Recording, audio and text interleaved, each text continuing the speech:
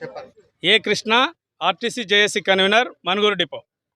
మణుగూరు డిపోలో కార్మికులను, ప్రత్యేకంగా మహిళా కార్మికులను టార్గెట్ చేసుకొని మహిళా కార్మికులపై ప్రయాణికులు ఎటువంటి కంప్లైంట్ చేసినా వాళ్ళని డిపోకి వచ్చి రాసి ఇవ్వమనడం, లేదా ఫోన్లోనైనా మీరు రికార్డ్ చేసి పంపండి అని చెప్పి ఈ మధ్యకాలంలో ఒక 5గురు మహిళా కార్మికులని ఈ విధంగా ఇబ్బంది పెట్టడం జరిగింది.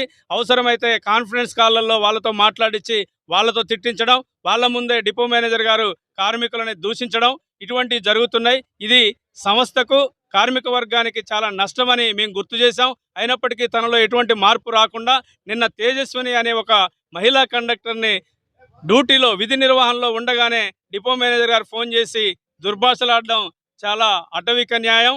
దీని మీద ఈరోజు అన్ని కార్మిక సంఘాలుగా డిపో ముందు ధర్నా చేయడం జరిగింది. మేమేం చెప్తున్నామంటే ఈ సంస్థ అభివృద్ధి చెందాలంటే కింది నుంచి పై వరకు, కార్మికుడి నుంచి పై అధికారి వరకు అందరూ కలిసి పనిచేయాల్సిన అవసరం ఉంది. కానీ ఇక్కడ కార్మికులు, అధికారులు విడిపడిపోయారు.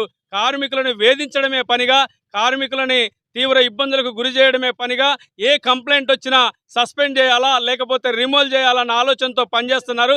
ఈ సంవత్సర కాలం నుంచి గతంలో ఎంతో మంది డిపో మేనేజర్లు ఈ డిపోలో పనిచేశారు. కార్మికులతోటి, కార్మిక సంఘ నాయకులతోటి అందరితో కలిసి పనిచేశారు. సంస్థని అభివృద్ధి పదంలో నడిపించారు. ఈ డిపో మేనేజర్ గారు వచ్చిన తర్వాత పనిగట్టుకొని కార్మికులను టార్గెట్ చేస్తూ, కార్మికులను వేధిస్తూ, కార్మికులను సస్పెండ్ చేయాలా, రిమూవ్ చేయాలనే ఒకే ఒక లక్ష్యంతో పనిచేస్తున్నటువంటి పరిస్థితి ఉంది. దీనివల్ల మణుగూరు డిపో రోజు రోజుకి నష్టపోతుంది.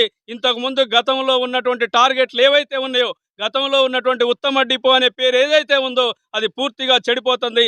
ఇప్పటికైనా మేమేం డిమాండ్ చేస్తున్నామంటే డిపో మేనేజర్ క్షమాపణ చెప్పాలనో లేకపోతే ఇంకేదో కాదు, కార్మికులు, అధికారులు కలిసి పనిచేయాలా, కార్మికుల అభిప్రాయాలను గౌరవించాలి, కార్మికుల శ్రమని గుర్తించాలి.